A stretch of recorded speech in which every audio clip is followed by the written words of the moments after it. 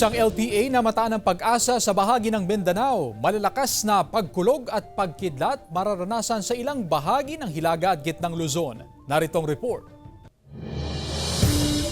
Isang bagong low-pressure area ang nabuo sa loob ng Philippine Area of Responsibility kaninang umaga. Pero sabi ng pag-asa, mababa ang tsansa nitong maging bagyo. Nakapaloob ang LPA sa Intertropical Convergence Zone o ITCZ na nagpapaulan sa Mindanao. Easterlies at thunderstorm naman sa titirang bahagi ng bansa. Sa datos ng Metro Weather, may tsansa ng ulan sa Abra, Ilocos Provinces, La Union, Benguet, Pangasinan, Zambales, Apayao, Cagayan, Kalinga, Ifugao at Aurora. Maghapong nakaranas ng makulimlim na panahon sa Dagupan City dahil sa nararanasang pag-ulan, lalo na sa hapon. Apektado na raw ang ilang negosyante sa bahagi ng downtown area sa syudad. Konti lang mabibinta namin kasi walang tao pag umuulan. Pinag-iingat ng pag-asa ang publiko sa malalakas na pagkulog at pagkidlat dahil kasi sa paglakas ng easterlies na sinasabayan ng habagat, nagkakaroon ng localized thunderstorm. Saan po yan natin yan, lalo sa mga buwan na to.